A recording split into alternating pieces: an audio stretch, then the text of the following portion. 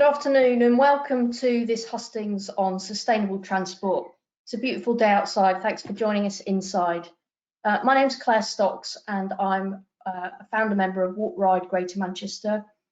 And we're part of a coalition of groups including UK Cycling, Living Streets, Vision Zero, Ramblers, Manchester Friends of the Earth and others, all working together to put on tonight's event. And that's because we believe that transport is, well, really it's a defining issue for the Mayor in the next cycle and for this region in the next decade. Because we think that enabling people to get around differently is the key to a cleaner, greener, safer, fairer Greater Manchester. Congestion, pollution, inactivity and climate breakdown, these are all issues that a cleaner, greener, safer, fairer transport system help to solve, and they create more livable neighbourhoods to boot. That's why we created a joint manifesto, 10 asks that we've made of the new Mayor. We're pleased that some of those 10 asks are now appearing in some of the candidates' manifestos, which is great.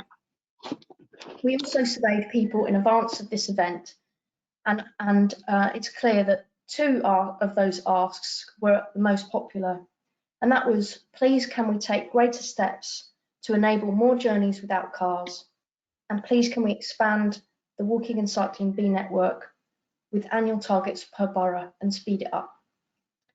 That's because we need all 10 councils on board if we're going to create a usable network. So without further ado, I'm going to hand to our hustings chair tonight, who is the Sunday Times Northern reporter, Hannah Al Othman. Hannah, over to you. Hi everyone, thank you for joining us. I'll just set out a little bit how this is going to work. So we have Melanie Horrocks for the Green Party, we have Andy Burnham for the Labour Party, and we have Simon Lepori for the Liberal Democrats. I'm going to be asking them up to 10 questions in rotation, so they'll all get a chance to go first and they'll all get a chance to go last to keep it nice and fair. We're going to allow them 2 minutes per answer, and Jenny, who you can see on the screen, is going to hold up a little warning if they're running out of time. So we're going to try and keep really strictly to the times, and then she'll tell them to stop if they go over. So that's your warning, candidates. And we're going to finish bang on 7 p.m. We are recording this and it will be shared afterwards, so if you miss an answer you can go back and listen. And we're going to include a couple of questions from the floor. You should see a questions box or a chat box, I'm not sure exactly what it's called, but it should be obvious, and you can post your questions in there, and we'll be selecting some of those, and also we'll be including questions from the pre-event survey that Claire mentioned. I think that's everything, so I'm gonna dive straight in, and I'm going to ask, given that we need 1 million fewer car journeys a day by 2038, and that's according to the Greater Manchester Transport Strategy, and that's likely to become even more ambitious as we're behind on carbon reductions and the government is about to announce stricter environmental targets, do the candidates think we need more measures to disincentivise car use and not just to incentivise the alternatives? And Andy, if you want to take that one first. Thanks, Hannah, and thanks everybody for putting this event on tonight. I know you've all brought it forward for me. It's my daughter's 16th birthday, so thank you very much, everybody. I appreciate it. So yes is the answer, definitely. Car is king in Greater Manchester, and it has been for a very, very long time. And that needs to change. And the most impactful way in which we can change that is to radically reform public transport and make it more attractive than the car. Currently, it's not for a lot of people. They can't rely on public transport, or it doesn't serve where they live. It costs a lot, because if you get a bus and then a tram and then a train, there's no daily cap here like there is in London. You will spend a lot of money. If you're going to kick off of a game or a flight, can you rely on our railways? It's a big risk. You know, so we need a public transport system of the standard that London has.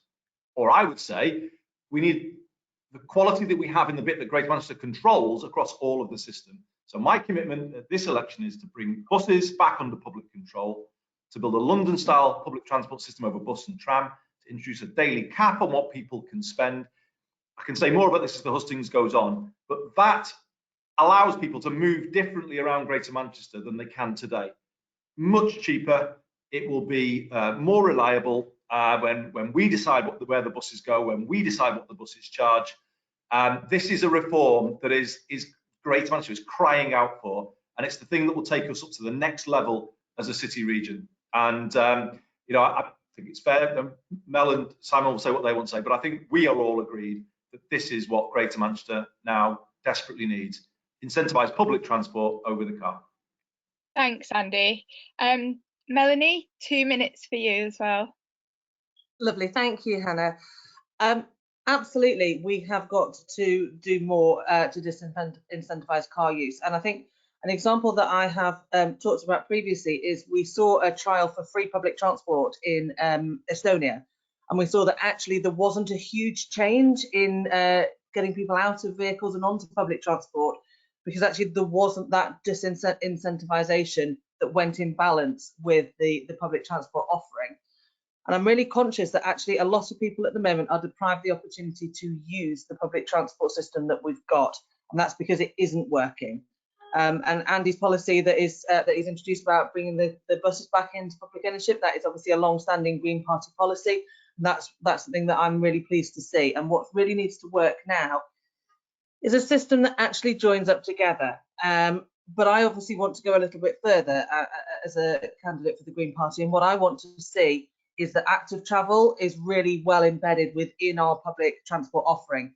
By that, I mean, I don't just want a London sort of view of transport. I would like to see some of the implementation of the policies we see across Europe, particularly around cycling, particularly as I know, having travelled and lived in Europe, that I could cycle up to the bus stop, I can cycle up to the tram station, I can put my bike onto those forms of public transport, and I can cycle off at the other end.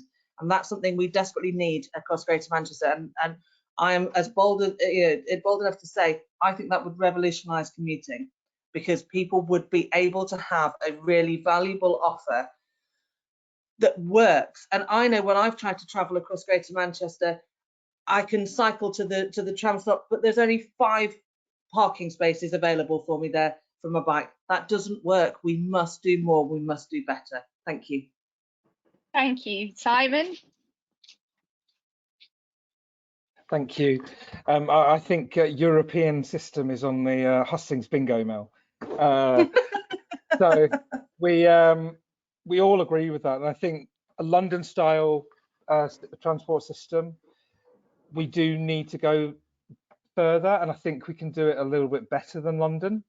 You know, you look at places like Barcelona, like Amsterdam, like Berlin, and you look at the way that they've integrated active travel and public transport and limited the sphere of the car. I was on a conversation the other day, youth vision youth. Oh God, there's so many. Yeah, I don't think I got it the right way around. And we were talking about Deansgate and pedestrianising it and just giving it bus lanes up and down it. That would be something that, I mean, I walked up it the other day and I forgot how smoggy and how dusty that road is, and it wasn't even at its highest level of traffic. I got to where I was going and I was choking. So, you know, it's things like that, and creating those boulevards within the city centre, within our town centres, to stop cars from getting into the centre, so they have to stop. More park and ride systems. I know we're talking about disincentivizing cars.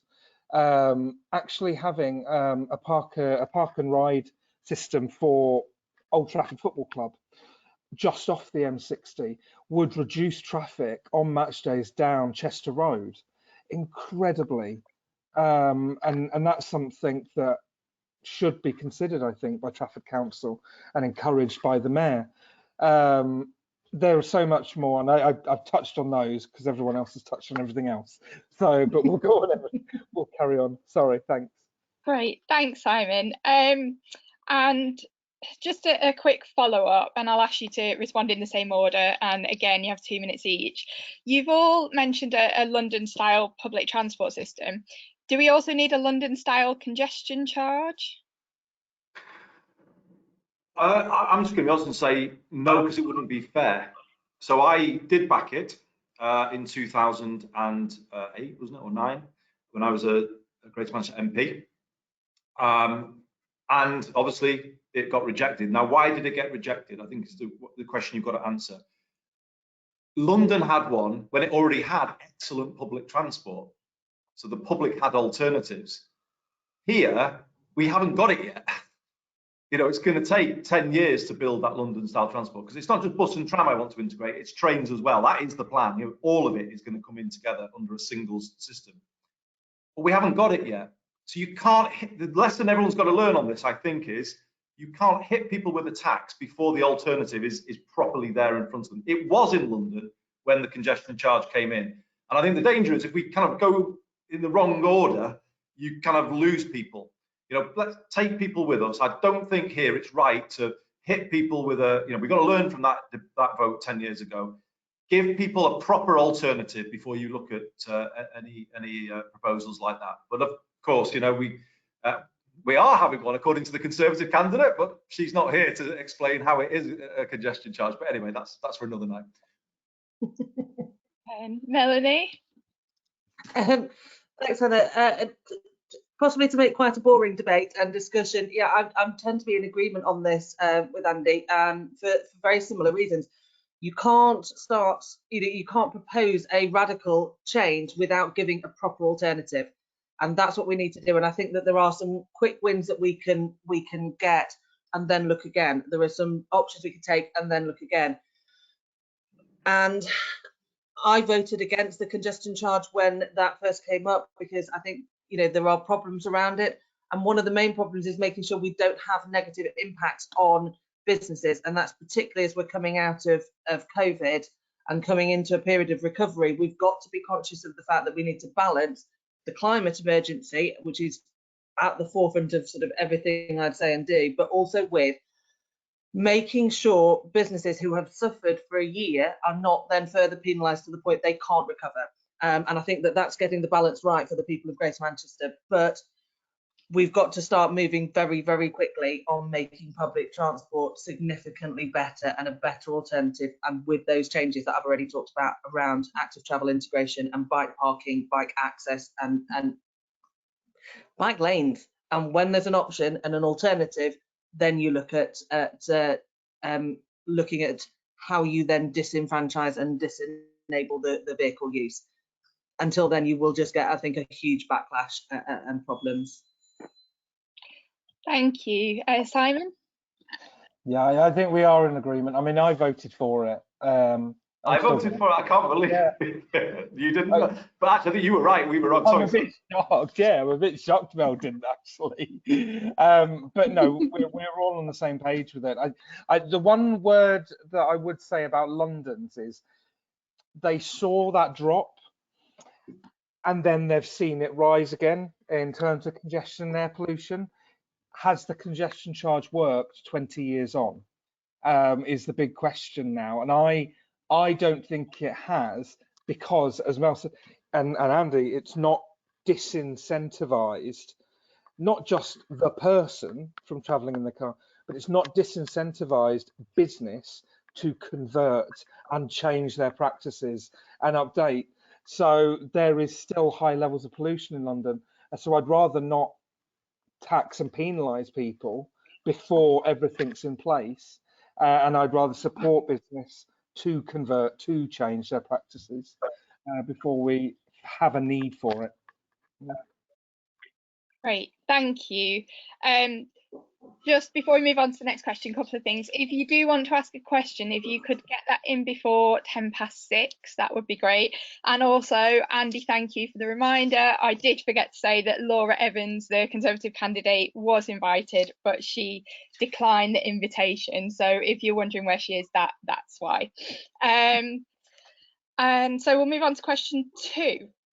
And I want to ask, please, what your plans are for tackling the school run, which accounts for a large part of morning congestion and pollution and deprives students of the opportunity to travel actively to school. So, for instance, in the last year or so, London has introduced more than 350 school streets, which are permanent measures to make it safe to walk or cycle to school at peak times. Not aware of any of those in Greater Manchester. Would you introduce a school fund to do the same here? And Melanie, if you want to go first. Oh, I think you're on mute, Melanie. Simon, do you want to go and we'll let Melanie try and get her sound back? Bingo. You're on mute, Mel. Absolutely. When it comes to school streets, it's I've talked about. Oh, it's showing. Am I back? You're a bit intermittent. Say not. Thank you. It was showing me clean. I couldn't work it out. Absolutely. I have talked at other events and. Oh, okay. Let time go. I'll jump in and find my phone. She was having this. No. Do you want to go, Simon, and then we'll jump back to Melanie? Yeah. Yeah. Got a minute now. Yeah. Simon, do you want to go? Yeah. No. Yes. So yes is the easiest answer to that. I mean, Liberal Democrats for over 30 years have been strong proponents of 20 is plenty, of road safety outside schools. I mean, there is that radical idea where you could create school pedestrian zones between 8 in the morning and 9:30 in the morning to actually close down those school roads so people are forced to walk into school. I mean, that's radical, and I haven't even thought it through completely, but disincentivizing the school run. I mean, I've got neighbours, and they'll hate me for calling them out, but they drive their kids to a school that's less than 500 yards away from their house, and they do that because then they're going on to work afterwards. And again, that's the disconnect there. It's how families are structuring their day. If I am going to work, I need to drop the kids off and then go to work. If there's the alternatives to say I can walk to the school, drop the kids off, and then get on a decent public transport network to go to work, that will incentivize the walking to school. But we all know that, you know, for healthy living and healthy lifestyles, walking is good, and we should ingrain that in our children from as young an age as possible. And walking to school safely, which is the next caveat of all of this, is something we should encourage fully. And the schools should be taking a lead and should be encouraging from the front there. I mean, safety-wise, we know that we've had lollipop people cut over the past 10 years from local government, which has been cut itself. We know our roads have become busier and faster, and there's a whole package of measures that need to be used really to slow the speed and slow the traffic and stop the traffic in many cases around schools. Thanks. Thanks, Simon. Melanie, should we try you again? Yes, am I a bit better now? Yeah, that's a bit better. Yeah, okay, fab. Do you know, this is something I experience every day. I cycle my primary school aged child to school, and the school itself have run schemes and are running schemes where there are sort of rewards and recycled badges that are given out if you manage to get to school in an active way a certain proportion of the day. And when we cycle around a street that's suddenly filled with cars as people drive in to drop children off. So school streets are really important, but I think we also need to look at the impact on local communities, because you can't get down my road. My daughter can't go on the pavement when she's with me because the cars are parked on the pavement to get as near as they can to the school.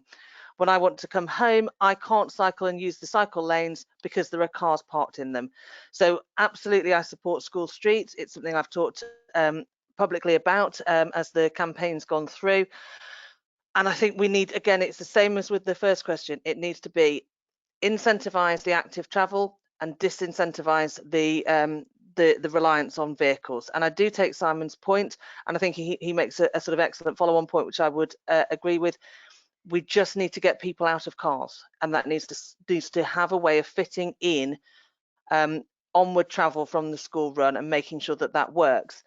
But absolutely, we cannot have cars driving all around our schools and sitting idling outside while they burn fossil fuels and pollute the air around our children's schools. Thank you. Andy, over to you. I visited a primary school in Radcliffe called St Mary's, and we were doing a whole assembly about green issues and climate. And I remember asking them, this was a whole school assembly, how many of them cycle to school? And 2 hands went up in an assembly of, I think, about 150 kids. I said, okay, and how many of you would cycle to school if your mum and dad felt it was safer? And then, forest of hands went up. And it was I told Chris Bourbon about it. It was a really revealing sort of moment for me. And it is very much part of our plans. The B network is very much connecting primary schools. The infrastructure is going in around primary schools. I asked Chris to prioritise that. This year, by the way, is the big delivery year for the B network. I think it's around about 100 kilometres of new segregated provision. So, I know that at the start people were saying speed it up, and I hear that absolutely. But I promise you, we are working really hard. We don't want to drop the standards, but we are now working hard, and the pipeline is really going to speed up. Chris has also proposed something really innovative, and that's side road zebra crossings. And we're having to get permission from the Department of Transport to put these in.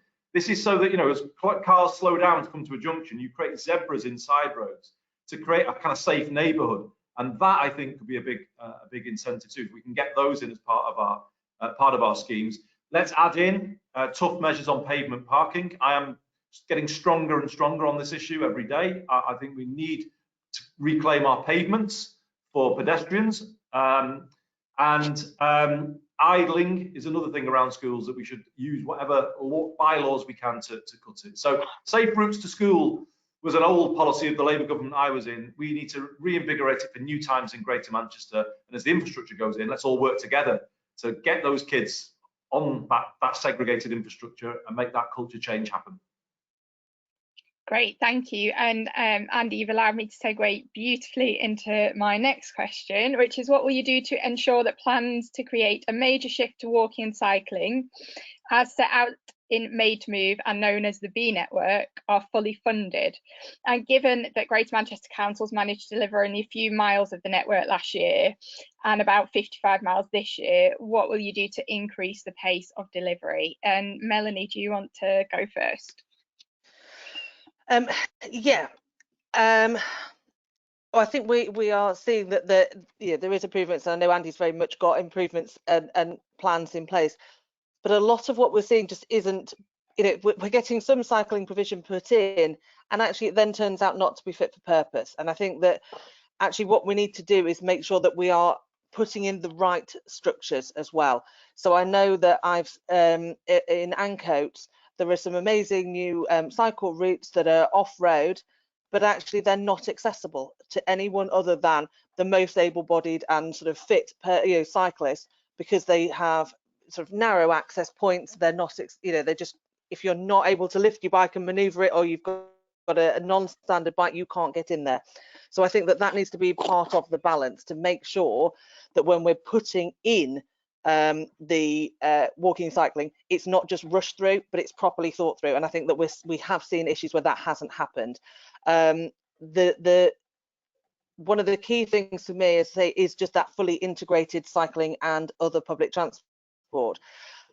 And a really easy and simple fix to make that happen is to start putting in proper bike storage and bike storage at transport hubs in volume. And there are great schemes that are running in Bristol, I know of, where you can have bike lockers that will take up half a car parking space but could store 6 bikes. those are the sorts of things we need to be getting in very quickly, because once we start putting those in and integrating that cycling much more freely, then other parts will sort of be able to be used and people will be able to access more. So I think that's my caution. We need to go quickly, but we need to do it right, and we need to put in the infrastructure that goes with it, because you aren't going to encourage people to cycle if they can't store their bike when they get to where they're going.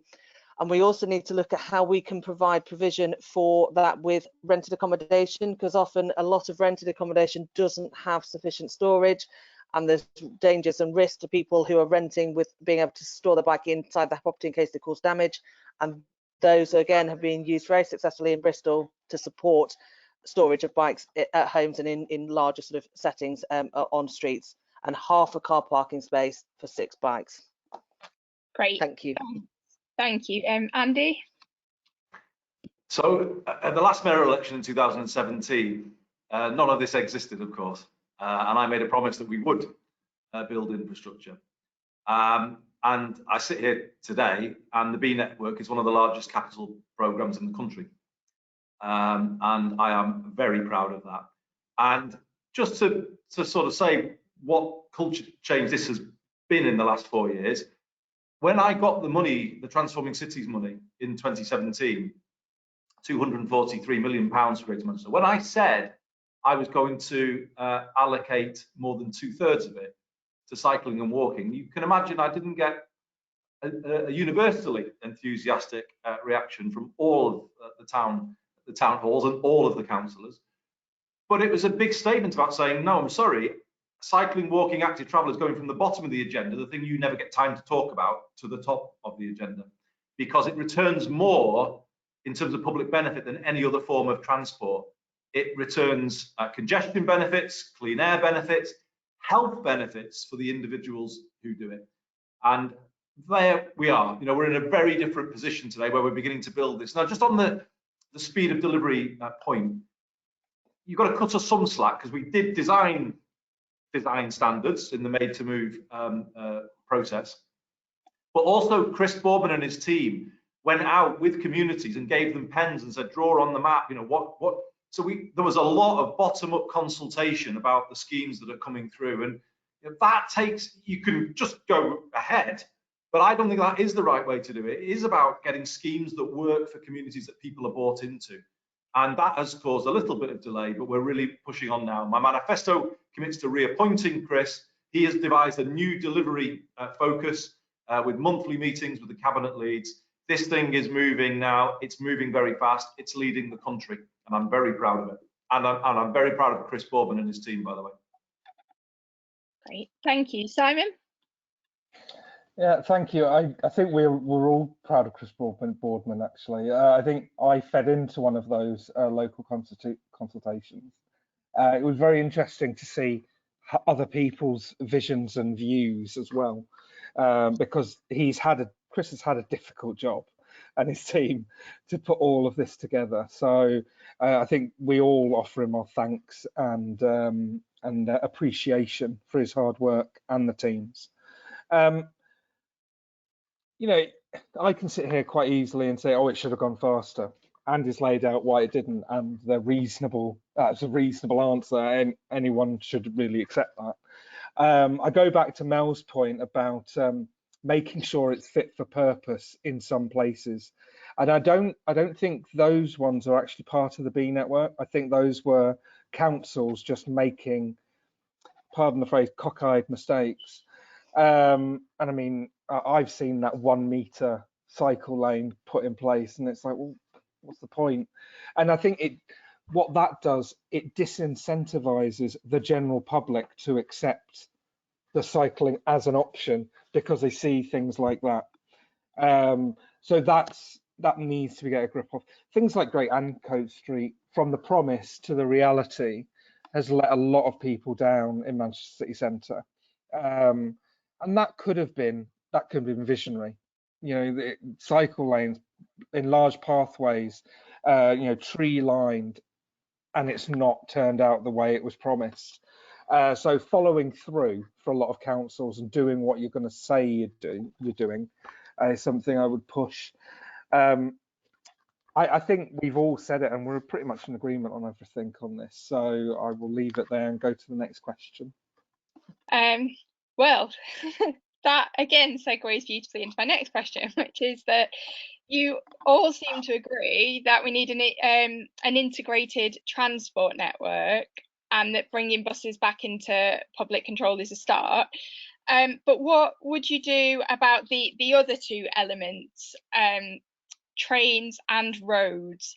Because to create a real network, would you agree they would need to be in under strategic control as they are in London? So, you know, will you take steps to push for mayoral powers inside Greater Manchester over A, trains and stations, and B, key roads? And Andy, do you want to go first? Yeah, absolutely, Hannah. That's been a key demand that we've made actually over a number of years, and the government now is in principle committed to it. I was very clear from the start that the Northern franchise had to be stripped. I led that debate. It was stripped. That is a stepping stone now to it being devolved. So not all of the Northern services, but the GM commuter rail services. And it's critical to get those stations devolved, because then you can put the pieces together. You can start building more affordable homes around those stations, on top of those stations, and build for public transport rather than build for the car. That's when this all comes together. You know, Hannah, this needs saying. It is frankly scandalous in the extreme that 60% of train stations in Greater Manchester do not have step-free access. And on the current rate that Network Rail is making them accessible to disabled people, they'll all be done in 2070. We've got to get more outraged about this. I am outraged about it. You know, imagine somebody else, another group of people with protected characteristics under the Equality Act being told that they couldn't use a train station until 2070. I mean, why aren't we more angry about this? So I've said in my manifesto, they either make this right by 2025 or they devolve them, and we'll make it right. We'll find ways of bringing more use into the stations, more life into the stations, get money to then pay for the improvements. So absolutely, this is a big part of our plans to create GM rail that will in time integrate with bus and tram. And actually, we're going to call the whole thing the B network. Actually, yellow and black, the B network, to symbolise that it belongs to the public. It should be serving the public properly, and the link with active travel by taking the name of the B network and applying it to the whole. And I know your time's up, Andy, but you've not talked about roads, so I'll give you another 30 seconds. Sorry. I'm all right. I don't think you'd want to talk that much about roads. I mean, they are part of it, and we do need to take more control of key strategic routes. And we need to get better across the 10 councils at coordinating roadworks. I don't think that is done as well as it should be at the moment. But we need power over the roads, and we've made the argument for civil enforcement of yellow box junctions. The lack of that power in Greater Manchester is a part of the problem with congestion. You know, only police can enforce yellow box junctions in Greater Manchester, and that is a challenging thing to do without all the other pressures upon them. We need that, and we need a fining scheme or a lane rental scheme. So if utilities overrun on roadworks, they get fined. These are things that London has got, which gives them a grip over their roads that we just don't have. In recent announcements, the government has said that we will get those powers over yellow box junctions, and we will get more control of the key strategic route network. And then you're starting to get to a position where all of this can become a coherent whole. Thank you. Thanks, Andy. Simon, do you want to go next? Yeah, again, we all agree. I think I was talking about trains when Andy was talking about buses and trams. I was like, well, what about the trains? Come on, let's talk about the trains as well. It's nice that that subject is coming up a bit more now, because I think we all realise everything has to go hand in hand. Trains, buses, trams, cycling, walking, and our roads. How do we deal with our roads moving forward? You know, from a climate point of view, you want less car journeys. You want all cars off the road, which is great, yes. But if we are to have cars on the road, I want them to be non-polluting. And that's just not possible at the moment because wheels give off particulate pollution. But I'd rather we go halfway. So yes, we do need more electric charging points across the city region to incentivise the move from petrol to electric. We do need the integration that we're all talking about on our, buses, trams and trains to get people out of their cars. And you're right, it is a scandal about accessibility, Andy. I mean, I remember when Jane was talking about this 4 years ago. I use Trafford Park train station. The cost to get into Manchester, return ticket into Manchester, is horrendous. It's just going up every year. That station itself only has steps. A wheelchair user could not use that station. And yeah, and we've got a couple of older people that have double walking sticks, and they very rarely use that station. And when they're there, they hope that someone's there that will come down and actually arm them and help them up the steps. So we need to get a grip on that because it is disgraceful. And it should have been dealt with years ago, long before Andy was in a mayor as well. It should have been dealt with as it was in other parts of the country. But I'll stop there and hand over to Mel. Go on, Mel. Thanks, Hannah. Thanks, Simon. I absolutely agree that we need to include trains in this, and it's not just for getting around our city region. I think what the pandemic has absolutely shown us is that how very vital our green spaces are. And while I would obviously champion the green spaces we've got within Greater Manchester, we live on the borders of some of the most beautiful parts of the country,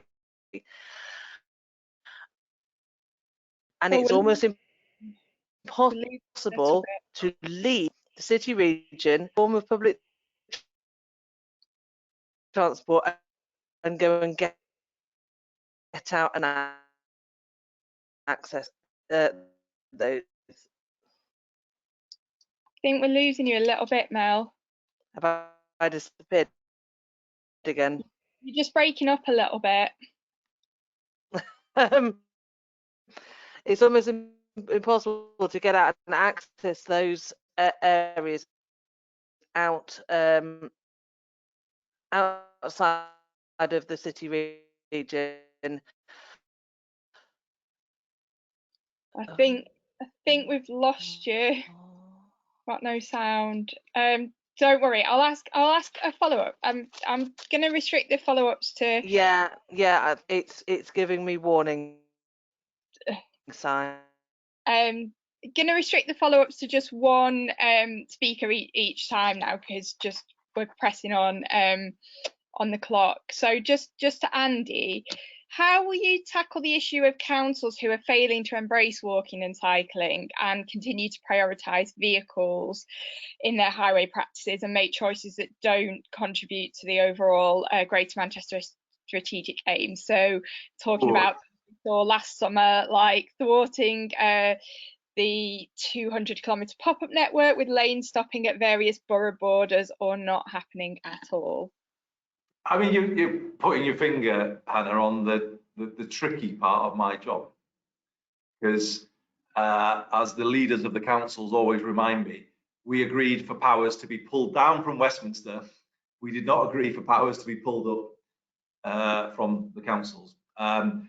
So I respect the fact that they are sovereign in their areas, and I don't think whoever does this job, if you get to a position where it looks like you're coming in to start telling them all what to do, that can't work. Now, the problem is everyone thinks I am responsible for every single thing in Greater Manchester and blames me for it, which is fine because I know the job that I do. But I think I have to maybe sometimes be clearer with people. There are things I control, there are things I can influence, but there are things that really are not my decision. And at the end of the day, I'm enabling the councils with the B network and the standards that we're creating. We're encouraging them to adopt those standards to access the money. But at the end of the day, it is up to those democratically elected councils what policies they influence. So it's just, you're asking a question that goes to the heart of the sort of sensitivity of this role. complex system to drive the Greater Manchester system. I think it is working actually, because we are all increasingly together, aligned. But you know, at the end of the day, I can't say to anybody tonight that I can say, yes, if I'm re-elected, I'll boss them all around and I'll tell them all what they must do. Because if I say that, I can see Simon laughing, because he knows what reaction I would get. Great, thanks, Andy. So moving on, we're back on roads. So will you commit to a road danger reduction programme and an aim for there to be 0 deaths on Greater Manchester roads by 2040, known as the Vision Zero approach, as we've seen leaders in other places doing? And how specifically would you address the problem of high volume and speed of vehicles using residential streets? I was going to go to Melanie, but she's disappeared. So Simon. Yeah, this was the discussion I had the other day, and I think I talked, and I didn't even have the manifesto open with me, and I could see the what's his name? Oh, I can't remember his name. Thumbs up every time. Like, sorry. Oh, I think her Ethernet's loose. She had a problem earlier today. Yeah, and he was thumbsing up every time I was saying something that was hitting on one of those manifesto points. We need to slow cars down. We were talking about safe schools. It needs to be across all residential areas. The one alarming thing I said was, you know, 20 is plenty is God, 30. I can't remember the accurate age. Well, I know it's 30 plus years old.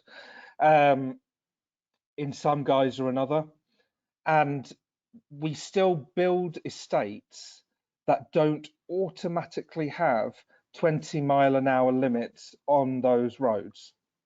And I'm like, but we know that works, so why aren't all new housing estates, all new developments built with 20-mile-an-hour zones in them, but as standard? And that was something that I brought up in the interview then, and I bring it up now because I think it's ridiculous, to be fair, because it's something we can do and we should do as councils and councillors and mayors. We should aim for that. Using, oh God, this such a huge subject. Wow. Using flash up monitors as something in certain areas has been proven to work, and I run a campaign in Hale along Bankhall Lane to get a couple of them put in place for local residents there. And that's if you could do a whole host of things, but the bottom line is, yes, I do sign up to Vision Zero's approach, and you wouldn't expect anything less from a Lib Dem that's championed 20 is plenty for as a party for the 30 odd years it's been in existence. And Melanie, did you hear the question? Or shall I go back to the one I fell apart on, and then could you repeat the second one? Yeah, go on then. Yeah. So I was talking about the trains to start with, and how important it would be to actually be able to not just use them to get across the region in a way that joins up with trains, buses, trams, the whole sort of offer, but also really importantly to be able to actually access some of the areas around Greater Manchester and to get out into there, and that isn't possible at all at the moment. You can't get multiple bikes onto trains. You can't get necessarily, in some cases, full families onto trains to be able to go out. So that all needs to come in. That needs to be looked at.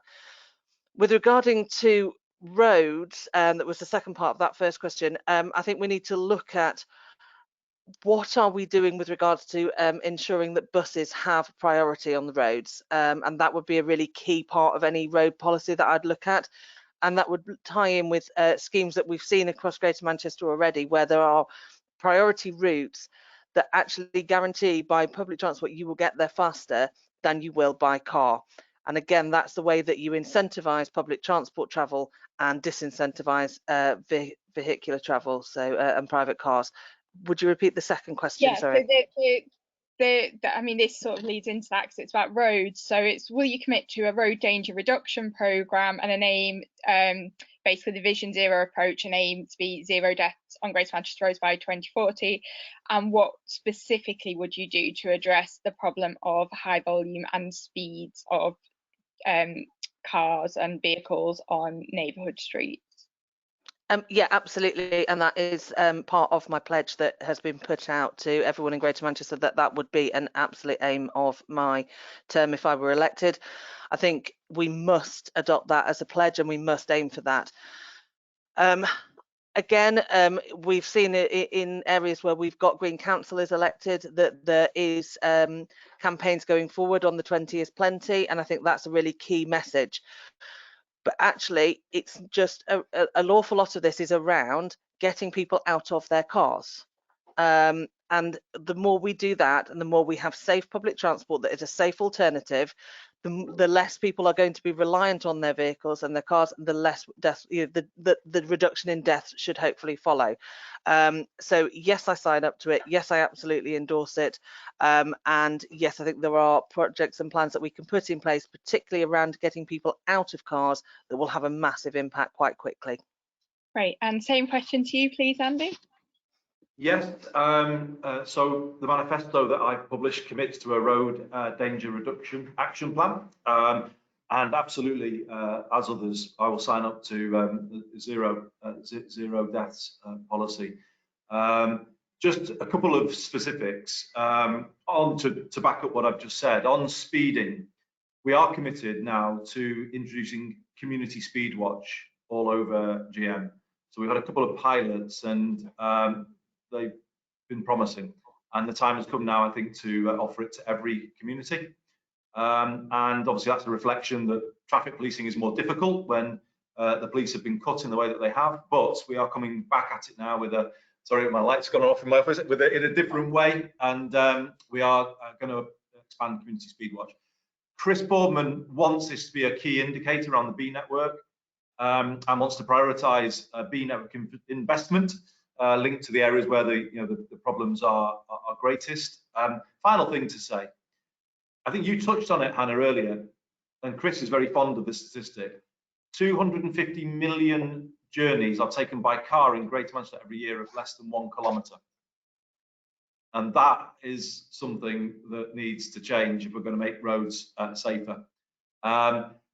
I just think we've got to think imaginatively about this now, about active travel linked to people's experience over the last year. People have got out more, they have enjoyed more green space, they've got used to going for a daily walk, a daily run, going cycling.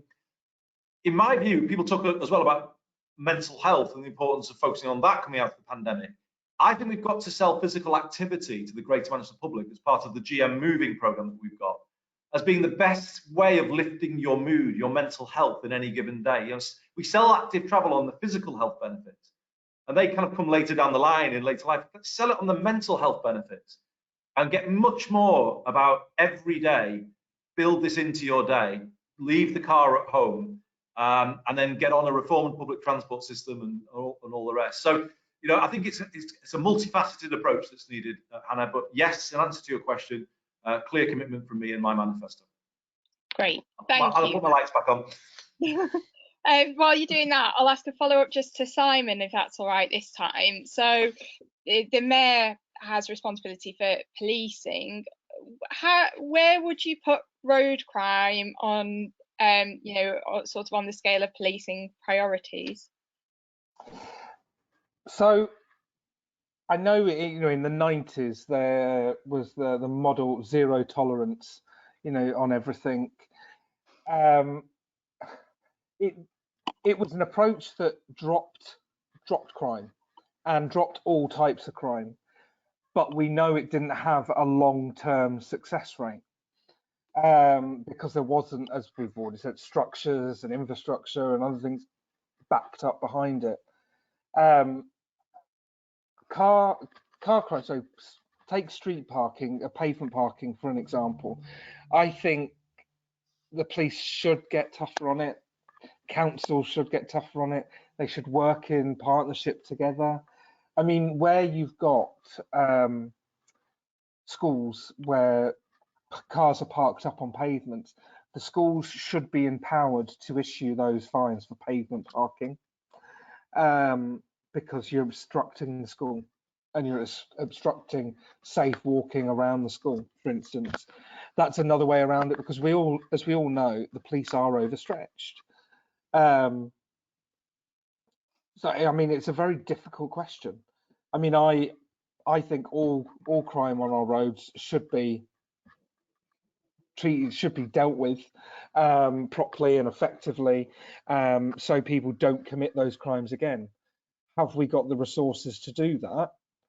I don't think, even if we were funded back to the levels we were in 2008, we would have the resources to do that. So it's an incredibly difficult question, and we could all probably talk about this properly. Yeah, I'm sorry I can't give you any more information on that. It is a difficult question. It's flummoxed. I'd need to go away and actually have a look at that properly. Well, you've already sort of answered my next question, but I'll put it to the other two, which is what would you do to ensure that pavements are for pedestrians and not for vehicles? And I'll just point out that this was from this question's from the pre-event survey, and this was basically the most popular topic in pre-event questions. So this is something that really matters to people.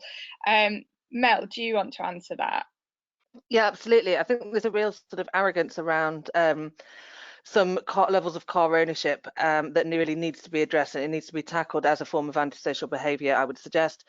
There isn't anything else. If I decided to expand my veg patch and put a greenhouse outside my house and block half the pavement, that would just not be considered acceptable. And yet somehow we have got to a stage where parking your car in that way is, and we've got to address that. And we've got to address it not just for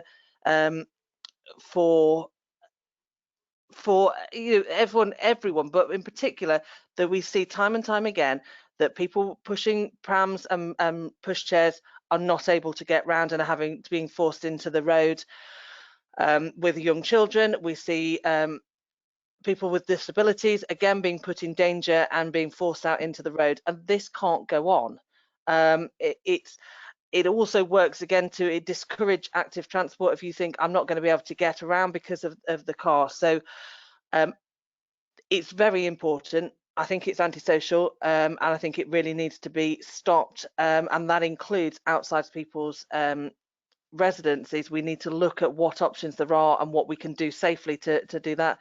But we already have road parking. We don't need to have pavement parking. It just needs to stop. Great, thank you. Andy? Yeah, absolutely. I'm in the same place. I think I've strengthened actually over the last year on this issue.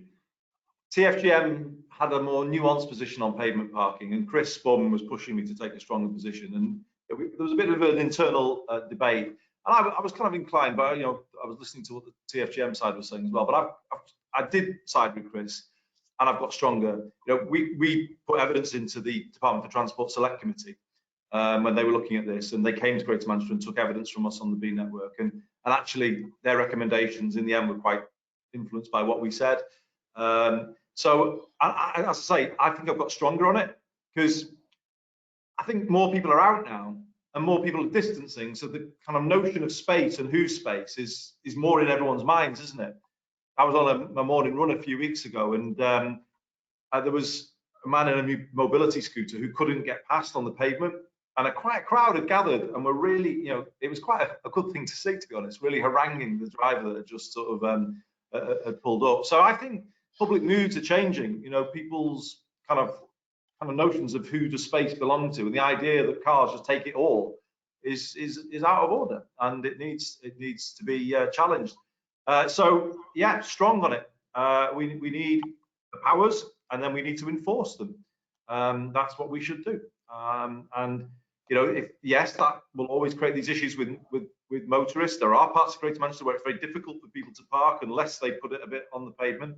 But this is where we have to then look at the infrastructure and other issues around residents parking. We need to create that again. I know we don't always want to say we want to be like London, but London has a better approach to these things than us, and we need to copy where it works. Simon, I think you sort of answered this question, but is there anything you want to add? Yeah, so there's two things. On Mel's point, it is antisocial.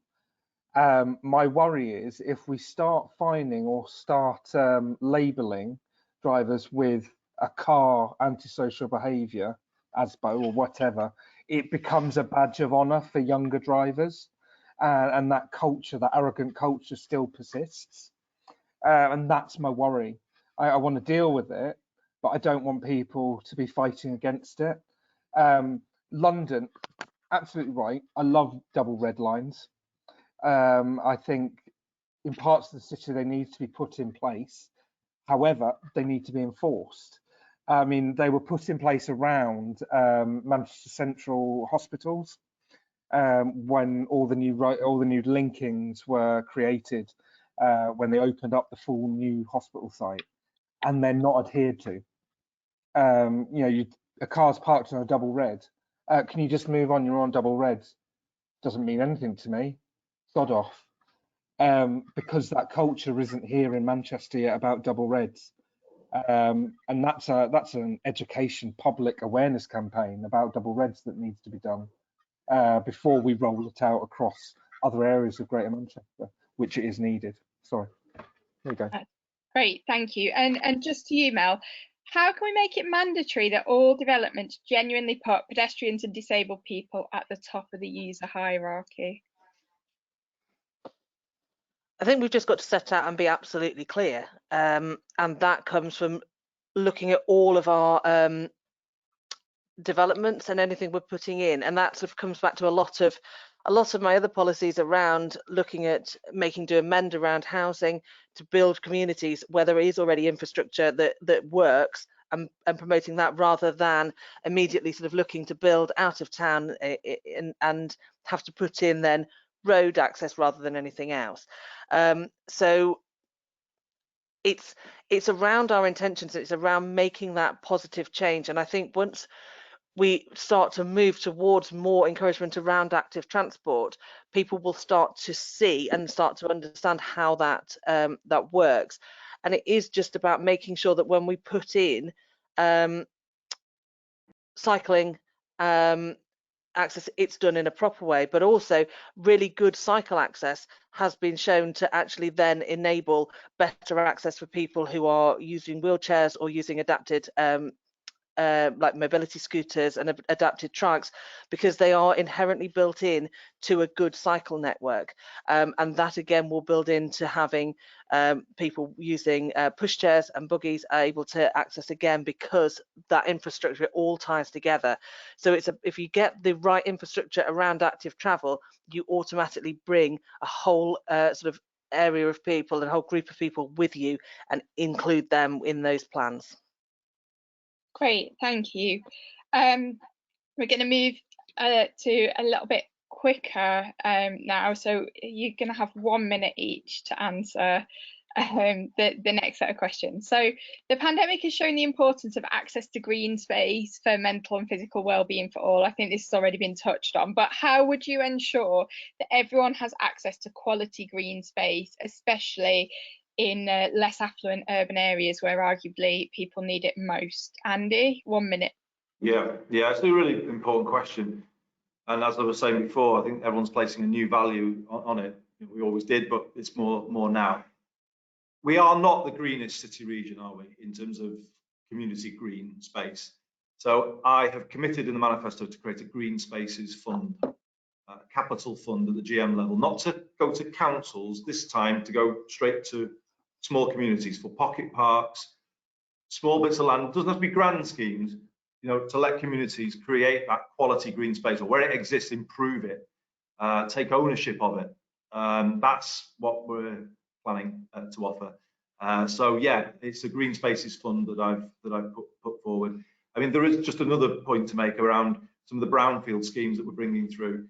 The Mayfield development here in Manchester City Centre, obviously the first public park in the city for 100 years. So in Stockport, on the top of the TFGM new interchange, there's green space being built in there. So we're starting to build it in more to other developments. But it's a great question. basic human right. Everyone should have access to good quality green space. Great, thanks, Andy. Mel, 1 minute, please. Absolutely. This is part of the consideration I've put in with regards to the integrating active travel with the public transport network. It should be that I can cycle down to my local tram, put my bike on with the family and get to green space. That is absolutely key. And quite often the green spaces are too far for anyone to cycle the entire way. So having that ability to, would make a huge difference. The second thing is I have promised to look into replicating the cycle to work scheme across Greater Manchester with a cycle to school scheme, which would enable more children to have access to an affordable way of getting hold of a bike. And those two systems together would allow travel by using integrated public transport and children with access to bikes to be able to access those green spaces and get out into them so much more easily than they can at the moment, where we're pretty much dependent on cars driving bikes to our green spaces. That's got to stop. Thanks. And Simon? Yeah, I'm with Mel on that. So I'm going to talk about inner city green spaces and actually putting communities first.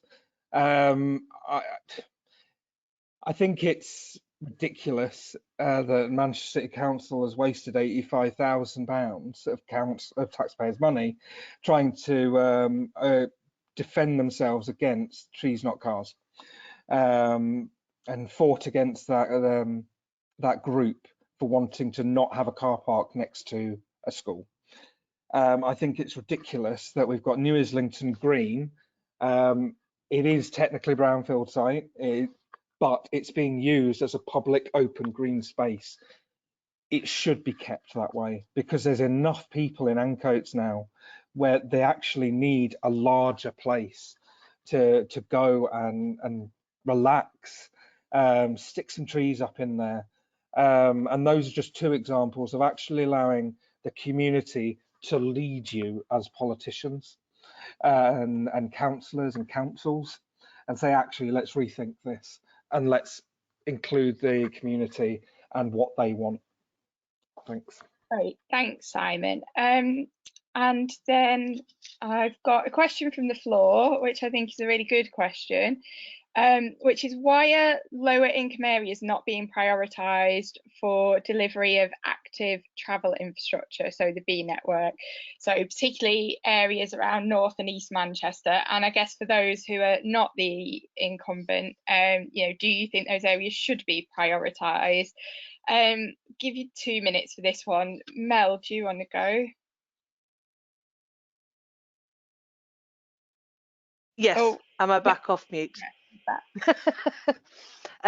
Yeah, absolutely. I mean, I think what we need to do is look at where the most significant demand is, and make sure that those areas are prioritised, and then look at why there isn't demand in some areas and see what we can do. And I think that ties in with where I've been sort of throughout the evening, that active travel is just not a viable alternative. At the moment, the offer that we have for public transport and active travel across the city region isn't enough to encourage people to stick with it and to choose that. And if people aren't getting the prioritisation and having the infrastructure put in to support them, it's going to further disenfranchise them from those sort of active forms of transport. So I think what it is a full assessment of why certain areas have been prioritised and why others haven't. That's something I don't have the information to speak with any confidence about. Only Andy would know that. But we need to make sure if people, that people are prioritised appropriately, and that the system just gets moving now to get those routes in and that support in place. And Simon? Yeah, it is a culture thing, and I don't mean different cultures. I mean it's a working class, middle class culture issue. You've got deprived areas. You go in and say you must ride a bike, you must walk around, and they feel like they're being lectured to. You need to go into these areas and say, this is why you should cycle. This is why we'd like you to walk. We'll make it safe for you. We'll make it better for you. These are the benefits you'll get. And actually do an education program about active travel and why it's better for them, so they can actually buy into the idea of it. Because I think it's been great. We've all been out and we've had a year of going out and going to green spaces and being around our communities, but it's still been distant for large swathes of the city region, because they've been the key workers. They've been the ones that have still gone to work. They've not been stuck at home. Oh, I'll just stand up from my desk on my dining room table and go out for a walk for 15 minutes. They've actually been in work. So they've not seen that benefit and they've not realised it.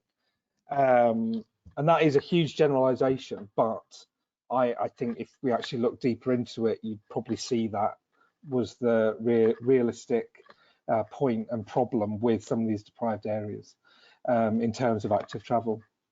Thanks. Thanks, Andy. Well, it's a very fair question and it's a fair challenge. So I'm not going to talk around and say, oh, we aren't doing as much as we should. And that was actually the point that Chris Boardman was making in saying we need to look at road harm, because it's often the poorest communities where the road harm is greatest, and where currently cycling is least attractive because of the streetscape often doesn't have the same amount of space, does it, in some of the more deprived communities. Cars are parked on the pavements, as we know, and kids. The whole thing is less conducive to safe cycling. So the point is recognised. We are, though, bringing through in the later tranches of the B network, schemes are coming through. I think the schemes that councils had on the stocks came from, on balance, probably more affluent areas, because the call for them was greater from those areas. But as we kind of get on now, it is absolutely reaching all parts of the city region. And I think Chris's side road zebras could be really transformational in some of our less well-off communities to start to take back some of that side road space for safety and for pedestrians. So it's a fair challenge. We take it on board. My manifesto commits, particularly with regard to Manchester. So Manchester City Council wanted a commitment in my manifesto to prioritise Wythenshawe and North Manchester for B network investment going forward, and that commitment is in there.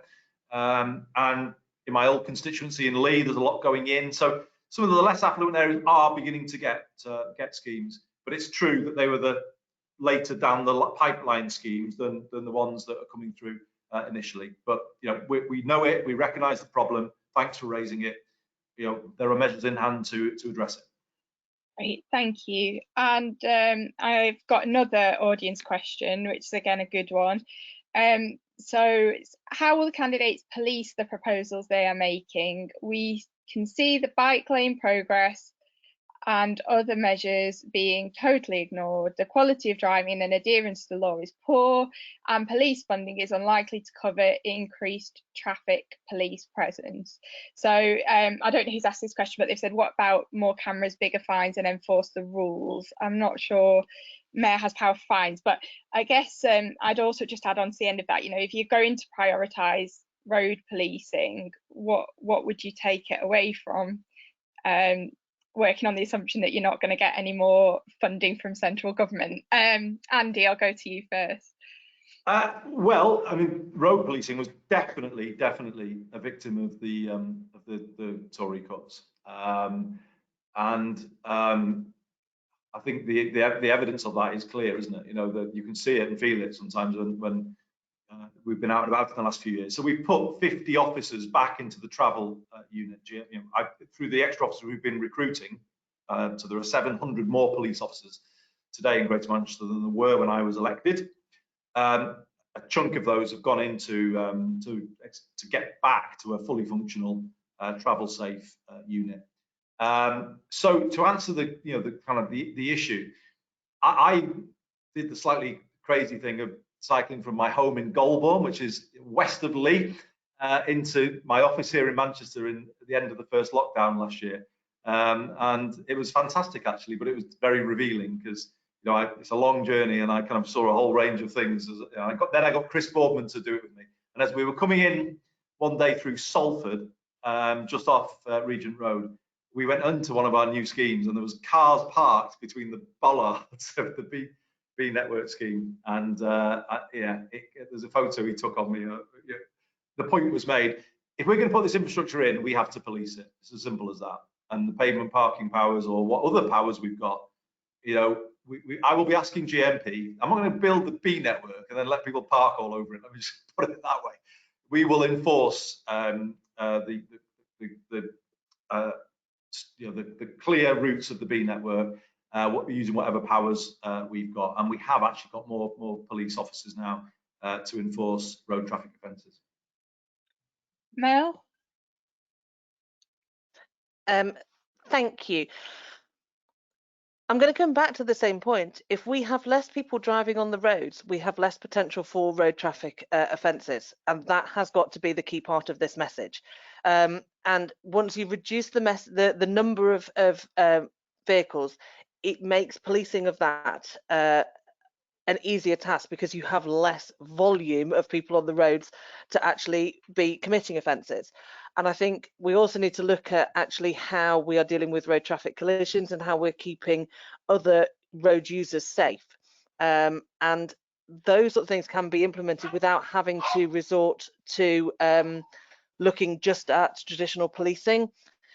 And I think that's really very much the key message. We know that policing has been cut in Greater Manchester. We know that resources are very limited. We know that's a national issue that has come as a result of 10 years of Tory government. So we need to look at what are the creative alternatives that we can use without having to just produce extra police officers out of thin air. So that's really very much the key. What can we do to make that offer so good that we get people off the roads, and we by default improve safety and make things better for all of the other road users? Great, thanks. Simon? Sorry, I was just having a coughing fit there, but I did hear everything.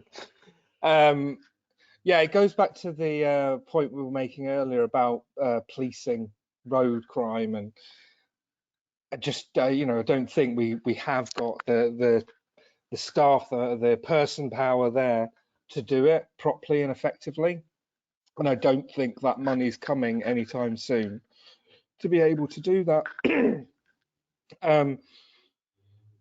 More cameras on a road, it's odd, because when I'm in a car and not necessarily with my partner, with friends or in a taxi, and they're driving along, and you see those white lines in the road, the taxi slows, and then after that zone speeds up again.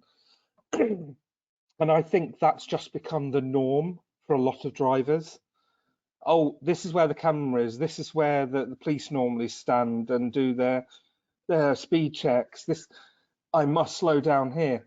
Great, but then they're speeding the rest of the time. So I don't know if having more in would slow them down, or would it protect more pedestrians? I mean, there's a debate to be had. As I said, the research on flash up speed, actually showing people their speeds they drive past, that does actually slow people down for longer, because it hasn't got a zone. You see yourself coming towards it, and you slow down. Oh, I'm only 29, I'm only 31. And you take note of it more often. And I think the research is showing that off them. I'm so sorry. And air pollution, Andy, air pollution. So, there's a whole host of things we can do, and we should do more, and we should look at it more. It's just a huge issue, and how do we get around it? And it's got so many facets, as I think we're all saying. Who do you prioritize over? What crime do you prioritize over another one? How do you sort it, and how do you police the cycle lanes? How do you police the pavement parking? How do you police the speeding, all with the same amount of resource? Thanks. Great, thanks. And I think we've got time to squeeze in one more question, but I'll just give you 1 minute each to answer this one, if that's all right. So we know that this is another audience one. We know that many low traffic neighbourhoods, or active neighbourhoods as they're called here, have divided communities. I know they've been particularly controversial in London. Do you think they're part of the solution, and how should they be evaluated to reflect conflicting viewpoints and meet the needs of local people? So Mel, do you want to answer please in 1 minute? Yes, of course. I actually am completely in favour of LTNs. I think that they bring quite an important change to communities, and are very welcomed quite often by those communities, and more often than not they are welcomed by those. And it's something that has worked, and we've seen that in history. We've seen when we've had you know, the housewives of the northeast going out in their slippers and their aprons in the 1950s and blocking off streets so they're safe for children. And I think that that's almost what we need to, you know, we need to embrace that that sort of atmosphere and that intention, and make sure that actually we put in infrastructure that encourages people to use streets in a different way. We've seen that over COVID and over lockdown with cafes and restaurants utilising street space. That automatically brings cleaner air. It automatically generates a thing where people want to go and want to be and will go to and will spend their money there. And I think that that links in with post-COVID recovery and generating clean air and across the region. Thank you. Andy, 1 minute, please. Just would you repeat the question, Hannah? Sorry. Yeah. So basically, talking about low traffic neighbourhoods, or active neighbourhoods, as we call them here, they've divided communities, and basically, do you think they're part of the solution? Do you agree with them? And how do you think they should be evaluated to reflect those conflicting viewpoints and see whether they're meeting the needs of local people? Yeah, thank you. I do think they are definitely part of the solution, but there's just a but. It goes back to what I was saying before about the B network. Build them from the bottom up with those communities, and you know, make sure that you put in the effort to trade off the different perspectives of people, because the worst of all worlds is that if they're done too quickly, and then there's clashes, and then you lose the kind of concept if you're not careful. And I think London has had a bit of this, but we shouldn't lose our nerve. Chris again is very strong on this. We should learn, but we absolutely hold to the principle that we want to see them. How should they be evaluated? The effect on air, definitely. That's a big thing. Air quality monitoring should be looked at. Incidents, crashes, incidents, harm caused by road traffic. Health, levels of physical activity. If there's more physical activity, I think you need to evaluate them as you go along, and then publish that stuff to build public support behind them. But to answer the question, definitely part of the mix, but let's do it in a Greater Manchester way. Great, thanks Andy. And Simon, 1 minute please. Yeah, thanks. You're talking about those planters that block roads. No, it's really odd, because in Trafford we've had a lot of these active neighbourhood things put in. One of our main points about them is, and Andy's already alluded to it, they weren't done from the bottom up. The consultations were done, but weren't as clear or effective or open as they should have been. And you've got, I mean, I know an example in Stretford where you've got roads that were blocked. There's 4 roads, and they were all blocked at either end, but you still created that 1 rat run instead of the 4 rat runs then, that made that road even more dangerous. Whereas my road is a rat run out of a housing estate across the road from us. We would have had planters at the end of our road to make them go down the road they were supposed to go down, that was promised when the houses were built, instead of coming down our road. And all of my neighbours have said, well, we would have had planters here. We were never offered it. So it's things like that, actually opening it up to a wider community and saying, you can have this, We have the money. Stop. Yeah. Sorry, Simon. Thank you. Right. So Oh, Was that that's signs of a one low of traffic those- neighbourhood that you held up there, Jenny? Oh, Yeah, it's a children crossing school sign. I'm the only one Just that got wanted one of to those speak with tonight. it, really. Sorry to cut you off there, but we are running out of time. So final question. So over the last year and throughout the pandemic, we've seen the public has been willing to tolerate a high level of change in the face of a properly explained state of emergency. What lessons have you learned from the handling of the pandemic about how to address the manifold crises that result from our current motor vehicle-centric system? So we're talking about things like excess carbon emissions, poor air quality, lack of physical activity, increase in road danger, loss of public space. Mel, do you want to go? I think the really key thing that we have seen is how willing, when there is infrastructure in place, the residents of Greater Manchester are to use it when it comes to active travel. And we've seen the pop-up cycle lanes that sort of arrived across the region, with a very clear message of please use that where you can, and please leave as much public transport as possible for key workers to be able to do that. And do you know what? It was absolutely embraced, and it was fantastic to see that people really pulled together in that way. But it showed a real willingness, if there is provision for active travel, to use it. And we know how much that has been taken up, because if you try and buy a new bicycle at the moment, like I have tried to, it's on order, it's coming, it was ordered a good few weeks ago, it's coming in June. And that is repeated across the country still. We do desperately, as a community and as a region, want to access the sorts of infrastructure that was put in an emergency way, and we've seen that it can be done very quickly in a temporary way. And that would be my sort of immediate vision, is what can we put in a temporary way that makes a big change until we can put in the permanent solutions, and how do we then promote those and make those attractive? And that's what we need to take from the pandemic, the ability to act quickly, react quickly, and put something in place that really benefits us all. Thank you. Thanks. Simon, 2 minutes, please. No, thanks. I think we will all agree on this. I think last March, April, we saw some of the fastest and deepest drops in air pollution across Greater Manchester than we have in years, because there were 90% less cars on our roads.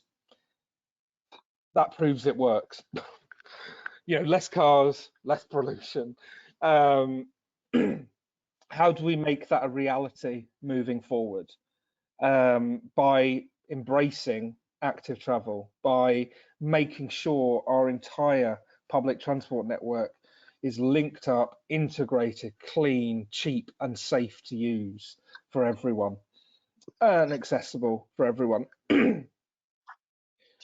I think it's odd, because I think moving forward as well, we're going to see more people stay working from home, and that's where the biggest demand for green space, or access to green space, is going to come from. I use a local incident for me. I've got a walkway path from near enough Trafford Park Station through to the canal. It has never looked cleaner in the 15 years that I have lived there, because more people are using it, and more people are taking pride in that area and saying, we want to walk through here, we want the bushes to be cut back, we want there to be no litter, and we want to take pride in it. And that's, it's a sight to see, because it was a grot spot, it was an awful place to walk through, and it was scary to walk through it. And I think we'll see a lot more of that over the coming years, of people actually taking more pride in their local area as a result of the pandemic, and in their communities as a whole. Great, thanks, Simon. And Andy, finally, what lessons have you learned from the handling of the pandemic?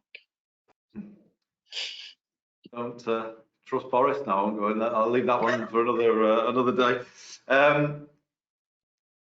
So I was listening to Greta Thunberg the other morning on my morning run, but she spoke unbelievably, sort of compellingly about this. You know, we need, she was saying, making the argument, we need the same mobilization to tackle COVID that we saw to tackle COVID now to carry on, you know, to tackle the climate crisis. And it's a kind of unanswerable sort of point, really. Of course we do. And what I kind of take from the last year is basically how we handled homelessness during the pandemic. What happened was, because I prioritised that at the first mayoral election, we kind of built a bottom-up infrastructure around homelessness, the Homelessness Action Network. We've got so many people involved, you know, people who have been previously pulling in slightly different directions, and we just aligned everybody around a mission to sort of reduce rough sleeping and working towards ending rough sleeping. And when it came to the pandemic, we were first to go down the everyone in, and we've handled that, I think, brilliantly during the pandemic because of the infrastructure we've built. So the answer to the question is, we need urgency about transport improvement. If I am re-elected, I've already told people that I will host a meeting of the B network delivery the first day back in the office. So road, rail, trains, trams, bus, everybody in the room. Bike hire, which is coming through, by the way, and bike hire is going to be integrated with the trams and bus ticketing system as well. That's coming later this year. We need to get on with it, but we need, here's my point, to follow the exact homelessness example and network people from a bottom up, buying into this and speeding up the delivery and making it work and joining the dots. And I'd be more than happy, I've said this to them on previously, but to have Mel and Simon involved and others involved, you know, cross-party. This is what transport's going to dominate this city region for the next 3 years, for the next mayoral term. And I want to build it from the bottom up with people. Let's make this change quickly and do it together. And I think that's the example I would use. What we did on homelessness, we now need to repeat on transport and do this as a sort of whole city region approach, and making change happen more quickly as a result. Brilliant. Well, I think we're more or less done. You know, I should just say, sorry, Hannah, to cut across you, but we had a bit of a discussion, didn't we, Mel, at one of these previous meetings about bikes on trams and dogs on trams. And I don't know whether dogs on trams is a Green Party policy, but certainly bikes was. And it had floated around, but to be fair to Mel, you did speak out on it first in these hustings. But that is a good example, I think, of how we need just to get ideas, embrace them, pilot them, and move it more quickly than we've been doing in recent times. So I'm really open to that, and all of the organisations on this call, if I win, let's get a bottom-up network to drive all of this more quickly.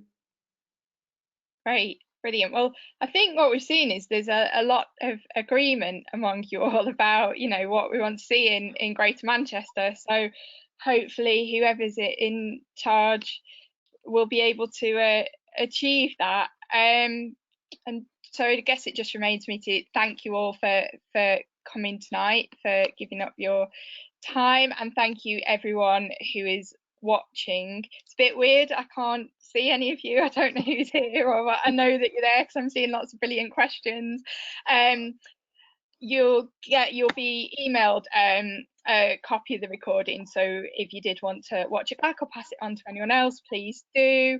Don't forget to vote. And thanks, and I hope your daughter has a very happy birthday, Andy.